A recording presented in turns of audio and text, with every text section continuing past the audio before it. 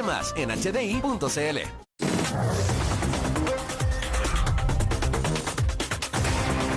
¿Cómo están? Bienvenidos. Aquí estamos de vuelta ya en Influyentes de CNN Chile desde la terraza del Hotel Hyatt Centric. Y tenemos ahora una invitada, la invitada del momento para hablar de las vacunas y cómo va a ser este proceso en nuestro país. Es la doctora Claudia Saavedra, que ella es presidenta de la Sociedad de Microbiología de Chile y además académica de la Universidad Andrés Bello. Bienvenida. Muchas gracias por la invitación. Quiero partir con la noticia de esta semana que ha sido la autorización del Instituto de Salud Pública a la vacuna Pfizer y por lo tanto, digamos, el comienzo del proceso de vacunación en Chile. ¿Cómo va a ser esto, doctora, en términos prácticos? ¿Cómo va a ser la manera de ordenarlo? Porque obviamente que las personas ya empiezan a estar felices de que se acabó el coronavirus, pero la verdad es que este es un proceso lento. Bueno, esa es una pregunta interesante que es muy contingente, pero de la que tenemos parte de la información y no toda, ¿cierto? Ahora, que el ISP haya hecho este adelanto, digamos, es coherente con la FDA. Exacto. Y con la Organización Europea. Sí. Por lo tanto, si ha pasado esos filtros que son bastante estrictos, el ISP tiene un staff de personas que hicieron el análisis de distintas universidades, el presidente de la Asociación de Farmacología de Chile. Entonces, yo creo que era lo más razonable que se venía, ¿no es cierto? Por un lado. Ahora, la estrategia es importante por el tipo de vacuna de la cual se trata y todos nos preguntábamos cómo va a ser el evento, porque esta vacuna se caracteriza por ser una vacuna que requiere, ¿no es cierto?, un traslado. Claro, 70 grados, menos 70 grados bajo cero. Para mantenerla. Y eso es por las características que tiene la vacuna. Como es una molécula de RNA, es un ácido nucleico, la forma en que se ha preparado esta vacuna es una molécula muy inestable y por lo tanto es importante mantener esa baja temperatura para que llegue en las mejores condiciones. Ahora, Chile es un país que se caracteriza por tener un sistema de vacunación bastante organizado, claro, bastante ordenado, sí, estandarizado y por lo tanto me parece a mí que extrapolando deberíamos estar tranquilos de que eso va a ser llevado a cabo de la mejor forma. Pero por otro lado, creo que también es importante destacar que en esta primera etapa no vamos a tener disponibles las vacunas para toda la población. Esa era, doctora, una pregunta que quería hacerte, porque lo que ya más o menos se sabe y que está pasando en todas partes es que no va a haber una vacuna por país, sino que van a haber múltiples vacunas en la medida que se van aprobando más. Entiendo que la vacuna de Moderna está al borde también de ser aprobada en Estados Unidos. Entonces va a haber 5 vacunas, 6 vacunas. ¿Cómo se decide qué vacuna se le da a quién? Bueno, la de Sinovac, que estamos esperando la aprobación, ¿no es cierto? Y esa vacuna Chile ha comprado millones de dosis. ¿Cómo se decide qué vacuna se le da a quién? Porque además, como estábamos conversando en el módulo anterior, hay personas que no quieren vacunarse porque tienen miedo que les den una vacuna de peor calidad. Entonces, va a abrir digamos, un tema, si no hay total transparencia en la asignación de las distintas vacunas, puede abrir esa desconfianza. Es decir, ¿por qué me tocó a mí la vacuna de tal país? Yo prefería la vacuna de Pfizer, por ejemplo.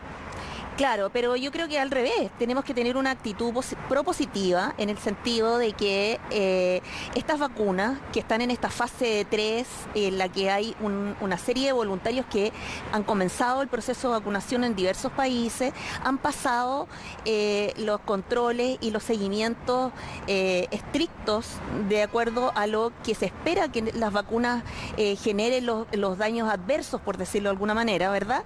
Y esos tienen que estar estrictamente verificado, seguido, registrado, documentado, y eso se ha publicado. Sí. Yo creo que lo más importante en este minuto es que va todo tan rápido en realidad. Yo creo que ese es un factor que también nos sorprende a todos. Incluso porque una vacuna que nunca se había probado en la historia del hombre, una vacuna tan rápido, ¿no? Sí, pero es que la condición en la que estamos es totalmente distinta. Sí. O sea, uno se podría preguntar, y bueno, ¿y por qué no aprobaron la del dengue? ¿O por qué no aprobaron la vacuna del ébola tan rápido? Son medidas excepcionales, planetarias. Exactamente. O si uno lo piensa hacia atrás, todo lo que tomó la vacuna de la polio en los años 50 del siglo pasado. ¿Te fijas? Entonces, eso hace que la estrategia sea totalmente distinta porque se trata de una pandemia, o sea, hay muchas más personas involucradas Todo el planeta, de hecho, todo el involucrado. planeta Sí. está involucrado, hay recursos, ¿no es Sí. cierto?, que se han puesto, hay financiamiento que Estados Unidos se dedicó Sí. en particular, ¿no es cierto?, a financiar la vacuna de Pfizer, en Europa también, en Gran Bretaña, digamos. Claro, hay mucha más plata hay invertida que mucho la que más, normalmente hay en una vacuna. Exactamente. Entonces yo creo que hay mucha seguridad, al contrario, yo creo que hay que tener una mirada positiva, porque yo creo que aquí hay muchos ojos, ¿no es Sí. cierto? Hay mucha transparencia y la globalización de la información ha cambiado todo con respecto a la vacuna de la polio. Claro. ¿Verdad? Entonces, siguiendo ese razonamiento, las personas deberían estar tranquilas que todas las vacunas que sean aprobadas en Chile van a estar a la altura, digamos, de cumplir y no van a tener ningún riesgo. No debiera haber esta duda de cuál de todas las vacunas me va a tocar. Bueno, hasta ahora lo que está registrado y la evidencia muestra Sí. que los riesgos han sido mínimos. Hay una serie de científicos que estuvieron a cargo de, ¿cómo se llama?, de fabricar la vacuna durante todo el proceso. Es además un trabajo interdisciplinario. Claro, y internacional, Y entiendo. además Sí. un trabajo en el que hay distintos países involucrados, distintos médicos, distintos doctores en ciencias biológicas, ¿verdad?, inmunólogos. O sea, hay una serie de áreas de las ciencias diversas que están encargadas, ¿no es cierto?, de este proceso, y por lo tanto yo creo que ¿por qué ahora deberíamos ser tan desconfiados con la ciencia cuando la ciencia efectivamente ha sido pivotal para mantenernos la especie, o no? Exactamente. ¿Qué va a pasar con la logística para ponerla? Porque se está diciendo, bueno, se va antes de Navidad o por Navidad va a ser el primer vacunado, como hemos visto en otros países, un momento muy emocionante, las primeras personas vacunadas, pero la verdad es que la pregunta es cuándo van a haber suficientes vacunados como para restaurar un cierto tipo de normalidad. Y eso se va a demorar. Entonces, las personas, en tu opinión, ¿qué idea de tiempo debieran tener, manejar, para cuando haya una cantidad, digamos, masiva de chilenos vacunados? ¿El primer semestre del próximo año es un plazo razonable? ¿A fin del próximo año? Porque recuerdo que Bill Gates, que no solo ha invertido y sabe mucho el tema de la vacuna, y de hecho predijo hace 5 años una pandemia de este tipo, dijo que el mundo no iba a estar vacunado masivamente antes del fin de 2021, y eso parecía como muy digamos, alarmista o pesimista. Bueno, yo creo que hay que considerar que la vacuna, ¿no es cierto?, los grandes inversores norteamericanos están detrás también, ¿no es cierto?, de esta vacuna, de las grandes farmacéuticas, y evidentemente si se genera una gran producción de vacunas tiene que abastecer primero, ¿verdad?, Los contratos que ya tienen. los contratos establecidos, Sí. y probablemente acá no va a llegar las dosis que nosotros necesitemos en primera instancia. Por eso que es tan importante tener la mayor cantidad de vacunas posible y que sean efectivas y que funcionen contra esta enfermedad que es el COVID-19. Yo quiero detenerme aquí y hacer un alto o un punto, destacarlo, y el punto que yo creo que hay que destacar es que, por otro lado, no solo está el hecho del tiempo, ¿verdad?, en el que nosotros siempre pensamos que esto, yo siempre le digo a mis alumnos, y voy a tomar el mismo ejemplo, esto no es un juego computador, o sea, no vamos a apretar un botón y va a cambiar la pantalla o vamos Sí. a pasar a la siguiente fase. Es un proceso. Es un proceso, y es cierto que el proceso ha ido muy rápido, pero también es cierto que hay que esperar que se generen, que se fabriquen esta cantidad de dosis necesarias. Hay que pensar que nuestro país cuántas dosis va a requerir. Tenemos que pensar en el 70% de la población tiene que estar vacunada para que tenga efecto, ¿no es cierto?, para que veamos el efecto real de la vacuna. O sea que, pensando en los plazos de Bill Gates, probablemente no está tan lejos, aunque, ¿no es cierto?, estemos en fase 3, aunque haya comenzado el proceso en Chile, que tengamos la posibilidad de ampliar, ¿no es cierto?, además de los voluntarios de la fase 3, la vacunación. Entonces, en ese sentido, ese punto es importante. Y la segunda cosa que yo creo que hay que destacar es que la vacuna, hasta el minuto, está descrito, y la evidencia muestra que nos protegería de la enfermedad, pero no sabemos qué va a ocurrir con el contagio o con las personas asintomáticas. Yo creo que hay que O sea, podríamos contagiar, aunque estemos vacunados. Es lo que no se sabe, falta Ya. evidencia como para poder decir que esta vacuna nos va a proteger del contagio. Ya. Entonces, desde ese punto de vista, yo creo que es súper importante pensar y recalcar que no vamos a dejar de usar mascarilla, Ya. y que aquí esta pandemia ha venido a cambiar ciertos hábitos, y ciertos hábitos que ahora deberíamos mantener, ¿verdad? ¿Como cuáles, por ejemplo? O sea, y recordemos, por ejemplo, ¿Cómo ha sido con la influenza, verdad? Ahora prácticamente nadie en el metro o en el transporte o en la calle tose o estornuda, ¿verdad? Y no se cubre la boca y ni siquiera lo hace con la mano, sino que la gente ya tiene el hábito de hacerlo con el antebrazo, ¿cierto? Ya no usamos pañuelos de género, usamos pañuelos de papel. Entonces, cada uno de estos eventos sanitarios nos ha cambiado y creo que este en particular debería cambiar nuestros hábitos. Entonces, claramente, digamos, el usar la mascarilla nos ha protegido, por ejemplo, de la gripe común y de la influenza. O sea, la mascarilla llegó para quedarse. En este minuto, digamos, hasta que no tengamos el 70% de la población vacunada, tenemos que seguir usando la mascarilla y tenemos que seguir lavándonos las manos, ¿verdad?, con jabón, porque el virus sigue siendo el mismo. Sí. ¿Qué pasa con las cepas más fuertes o distintas que están surgiendo en Europa? Que ese es un tema de preocupación, porque ¿y qué tal si la vacuna no sirve para esas nuevas cepas? O sea, si finalmente hay una mutación tan rápida que estemos como siempre con un objetivo que se mueve. De verdad, esa pregunta es increíble, porque yo también cuando leí la noticia dije, no puede ser cierto esto, ¿dónde está la evidencia? Busquémosla. Entonces, con esta cosa hay un grupo de científicos que se dedican a hacer el análisis de la secuencia. En todos los países existen personas que se dedican estrictamente en el área del análisis de las secuencias virales. ¿A qué me refiero con la secuencia? Hay que pensar que el virus es una partícula que tiene una cubierta, que es como una especie así como de cascarón, ¿verdad?, donde uno ve la proteína Spike. El dibujo que se ha hecho es muy representativo de cómo es el virus. Un dibujo famoso a esta altura, y a quién no sabe cómo es el coronavirus. ¿Y quién no sabe cómo es la proteína Spike? Que de verdad que es la que abre la puerta de las células para ingresar.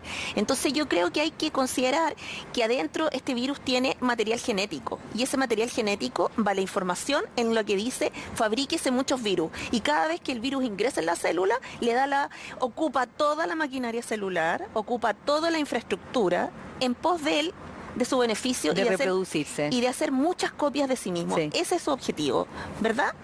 Entonces, hay que considerar que este tipo de virus corona son de un tipo de material genético que tiene que copiarse para tener otros iguales a él. Y en la copia genera unas pequeñas modificaciones que son lo que se denominan las mutaciones, y que son unas pequeñas alteraciones en esta secuencia que sería el lenguaje, por decirlo así. ¿Ah? ¿Y entonces, eso lo haría inmune a la vacuna? O sea, eso para no nada, sabemos, porque ya. en el fondo esos pequeños cambios, se habla de pequeñas variaciones, de pequeños linajes.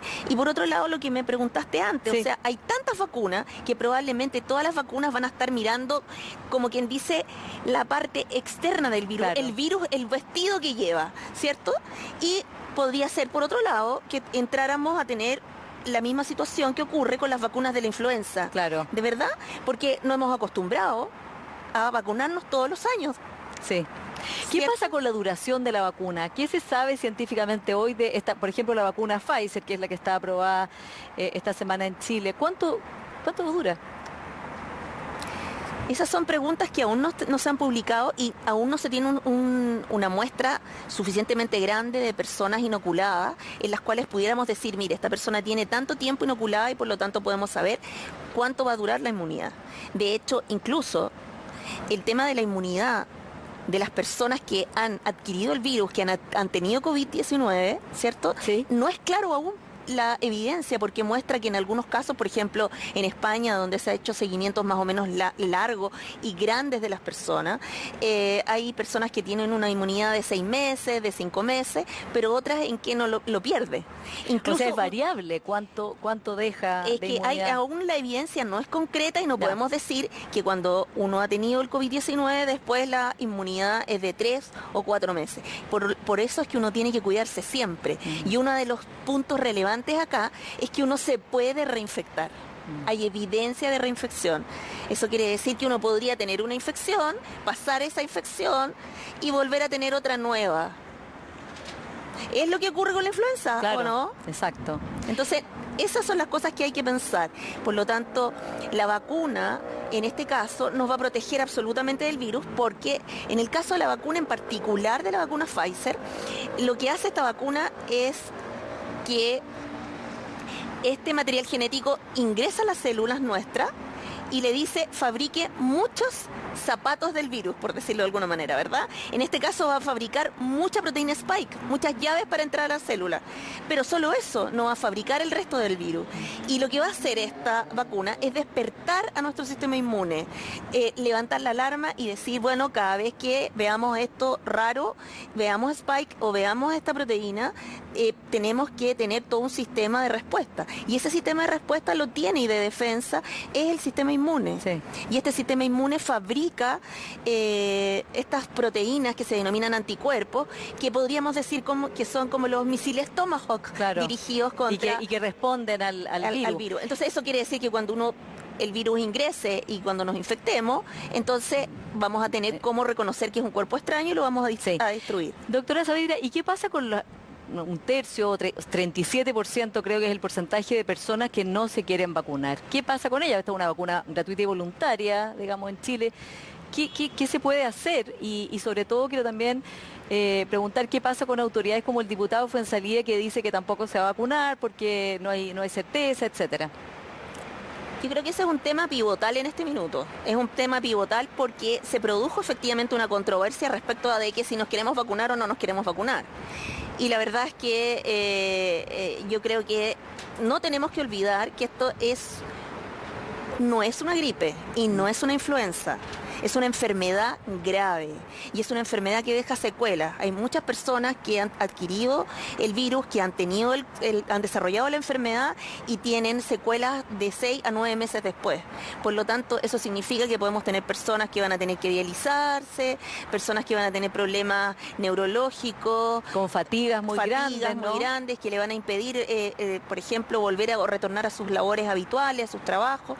Entonces, estamos hablando realmente de una enfermedad grave, sin contar que algunos pacientes críticos, ¿verdad?, van a requerir ser intubados. Y esas intubaciones evidentemente generan una serie de secuelas. Entonces yo creo que hay que partir de esa base. En segundo lugar, creo que usted ha mencionado un tema que es sumamente importante. Nosotros tenemos que tener autoridades que den el ejemplo. Y aquí hay que ser una persona educada. ¿Quién sino nuestros líderes para guiarnos por el camino de la educación y la ciencia? Bueno, un diputado que está diciendo eso claramente no está cumpliendo con ese papel. No tengo comentarios al respecto porque la verdad es que ¿qué te puedo decir? O sea, a mí me parece que no puede un diputado hacer esa clase de declaraciones. Y sobre todo cuando se trata de dar declaraciones que no tienen un fundamento científico, no tienen un fundamento sanitario y no hay un fundamento de otro estilo, desde otra arista, porque evidentemente también la vacunación implica algo muy importante y que tiene que ver con la confianza. Exacto. Hay un factor sumamente importante y es que uno tiene que confiar. Esto es como ir al médico. Cuando uno va al médico, ¿cierto?, tiene que confiar en ese médico, porque si uno no confía en el médico, no se va a sentir, ¿cómo se llama?, que lo está realmente curando, ¿cierto?, o que lo está diagnosticando correctamente. Claro. Ahora, ¿qué va a pasar con un tema que preocupa mucho a las personas, que es el verano, las vacaciones, las fiestas? O sea, porque todo un año, aunque pueda parecer frío, la verdad es que ha sido un año completo de muchos problemas, de mucho dolor, de mucho sacrificio para las familias, para todos. Entonces, digamos, la llegada del calor era como, bueno, esto va a empezar a mejorar, y empezó a mejorar en la primavera, y la verdad es que ahora volvimos a estar en la región metropolitana retrocediendo a fase 3, y la duda y la inquietud de las personas de qué va a pasar, no solo con las fiestas de fin de año, sino también con los planes, digamos, de verano, con la posibilidad de compensar un año tan malo, no sé, con la estaría en la naturaleza, ver a la familia, en fin. ¿Qué sería realista pensar? Bueno, hay que insistir. Yo creo que hay que ser realista. Esto no ha terminado. Ese es el problema. Yo creo que la política comunicacional ha sido un poco confusa, ¿cierto? No ha sido muy clara. Y por otro lado hemos aprendido cosas. Yo creo que también es cierto que hemos aprendido aspectos de la enfermedad. Hemos aprendido en este periodo que llevamos de marzo a diciembre, ¿verdad? Hemos aprendido algunos aspectos que tienen que ver con la enfermedad del COVID-19. Y yo creo que aún podemos, aún no es tarde, digamos, y sobre todo ahora, en este momento, porque podemos mirar además algo que yo he insistido muchísimo, y es que podemos mirar el futuro en tiempo real. ¿Y a qué me refiero con que podemos mirar el futuro en tiempo real? Es que podemos mirar lo que sucede en Estados Unidos, podemos ver lo que sucede en Europa y tomar Todo el bien ejemplo. dramático lo que está pasando en Estados Unidos. Y podemos tomar el Sí. ejemplo. Entonces, si miramos a Europa, por ejemplo, lo que va de la primera ola a la segunda ola europea, lo que estamos viendo es que 7 meses después tienen una gran ola, después de la apertura, del desconfinamiento, del relajo, del verano, de las vacaciones, y ahora tienen un número muy alto de infectados y han tenido que retroceder drásticamente, ¿cierto? Incluso Alemania, que era nuestro referente por el Ahora diagnóstico, ha tenido que cerrar todo. la capacidad de producir insumos para poder hacer este diagnóstico, etcétera, los avances médicos que tenía tecnológicos Alemania, que eran nuestros referentes. Y un liderazgo muy confiable, además de Angela Merkel. Y un liderazgo confiable, que tuvieron que retroceder. Entonces, ¿qué es lo que tenemos que mirar de ahí y aprender? Primero, que nosotros además nunca logramos bajar a los niveles que bajó Europa. Yo creo que ese es un punto, Sí. pero totalmente destacable y que se ha tratado de pasar por alto. Sí, porque no se hablaba mucho de eso. No, es como que- llegamos es como a que pensamos queda- que habíamos bajado y la verdad es que estábamos como en una meseta, pero no. Siempre, y además que esto de los pics, de la meseta que sube, Sí. que baja, confunde, ¿no? Y como que trata de todo ser así como ambivalente. Pero lo que es claro es que nunca hemos bajado los contagios y que estamos siempre entre los 1.500 y los 2.000 y ahora estamos más cerca de los 2.000. Contagios diarios, nuevos. Entonces, ese es un punto. Y comparativamente con lo que sucedió en Europa, ellos bajaron, ¿cierto? Pero han tenido mucho contagio porque Se relajaron en el verano. se relajaron en el verano, pensaron que estaba todo solucionado, ¿cierto? Y se descuidaron. Y yo creo que eso nos ha sucedido un poco, y yo creo que por eso volvimos atrás, porque tanto tiene que haber algo que en el comportamiento humano, ¿no es cierto?, que es generalizado, y es que efectivamente si uno está mucho encerrado y tiene muchas restricciones, hay un momento en que deja de importarle. Exacto. Ahora, yo creo que hay que volver sobre el punto de la enfermedad en que tiene 3 aristas que son claves: el diagnóstico, la trazabilidad y la responsabilidad personal. Y lo que estábamos conversando y que tiene que ver con la responsabilidad personal, es fundamental que tengamos un sistema de comunicación y de transmisión de la información certera, y por lo tanto yo creo que hay que hacer énfasis en que en este minuto el número de contagios es sumamente alto. El R efectivo que corresponde en realidad nos da una idea de cuánto es lo que estamos contagiando, nos dice que está por sobre 1, o sea, el contagio está Sí. subiendo dramáticamente en nuestro país. Ahora, una cosa que también hay que destacar en ese aspecto es que ya la epidemia y el COVID-19 ya no es como cuando partimos en marzo, que era algo que estaba, como quien dice, centralizado en la región Sí, ahora metropolitana. está peor en otras partes Y del había país, ¿no? otros lugares de Chile, pero la cosa estaba más bajo control. Ahora tenemos un país en que no tenemos bajo control las regiones, y que si la región metropolitana, como sucede ahora, tiene las camas UCI y tiene los sistemas sanitarios ocupados, desgastados, cansados por la epidemia, Es un no estamos problema, partiendo de claro, cero, y claro. por lo tanto, ¿cuál era la estrategia que se usaba antes, cuando la estrategia de manejo era hospitalocéntrica? Que una persona llegaba, ¿no, verdad?, a la UCI, y que si no tenía lugar la trasladaban a otra ciudad, a otra región. Y eso ahora no va a ser posible. Claro. Ese es el punto. Entonces, Por un mucho más lado. grave. Y por otro Sí. lado, yo creo que en el tema de la trazabilidad, francamente, no ha habido una estrategia seria, no es clara. ¿Cómo ha sido la estrategia del gobierno? Mire, la estrategia del gobierno, a juicio de todos los expertos que han tenido que ver en este sentido, tanto los epidemiólogos, los microbiólogos, los inmunólogos, los que hacen seguimiento, ¿no es cierto?, de esta enfermedad y que tienen que ver directamente, están claros y conscientes de que la trazabilidad ha sido un punto difícil y no se ha llevado a cabo con toda la rigurosidad y con todas las medidas que se debería haber llevado a cabo.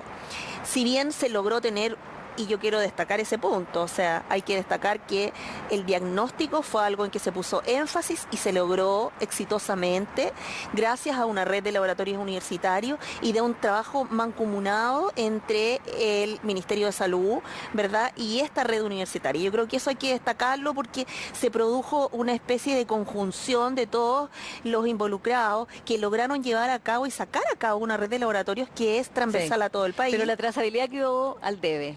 En cambio, la trazabilidad quedó al debe y yo creo que el punto importante y donde había que focalizarse es que esta trazabilidad debería haberse llevado a cabo desde los centros de atención primaria, donde la gente, ¿no es cierto?, recurre, se controla, Claro, se le hace permanentemente. seguimiento y permanentemente está ahí. Y eso yo creo que fue un punto relevante. Pero nunca es tarde y de hecho ahora con la vacunación va a ser clave el trabajo de los centros de atención primaria. Y en el caso de la trazabilidad, por ejemplo, un trabajo que se hizo en una de las municipalidades que es notable es el programa Centinela de la Municipalidad de Renca. Ese programa hizo una trazabilidad, ¿no es cierto?, un seguimiento de todos sus vecinos y ha continuado haciendo un trabajo muy exhaustivo. A diferencia de lo que ha ocurrido, ¿no es cierto?, con otras comunas que son más populosas, que tienen, ¿no es cierto?, dificultad y además que tienen muchas personas que se trasladan, porque, Claro, por que van ejemplo, de en el una comuna a la otra, en el claro. caso de la región metropolitana, las personas se trasladan y cruzan muchas comunas. Claro, y Eso es esparcen el Y virus. por otro lado, también la trazabilidad era un aspecto que había que enfrentar de distinta manera a lo largo de Chile, ya que tenemos que insistir que la región metropolitana no es Chile. Sí. ¿Cierto? Y que hay que descentralizar el país y el comportamiento de las personas en el norte, por ejemplo, o en el sur del país es totalmente distinto. El Exacto. tema del norte con las mineras hizo que, ¿no es cierto?, este traslado permanente, los viajes en avión. Doctora Saavedra, muchas gracias por haber estado hoy día con nosotros en Influyentes. Muchas gracias por la oportunidad de conversar de este tema tan contingente y sobre todo por esto de la vacunación. Sí, y ojalá que salga todo muy bien. Ojalá que funcionen Sí. todas las vacunas y que logremos tener el 70% del país vacunado. Y Muchas ustedes, muchas gracias por habernos acompañado en un nuevo capítulo de Influyentes y nos juntamos de nuevo en marzo en la nueva temporada de Influyentes 2021. Muchas gracias por haber estado con nosotros.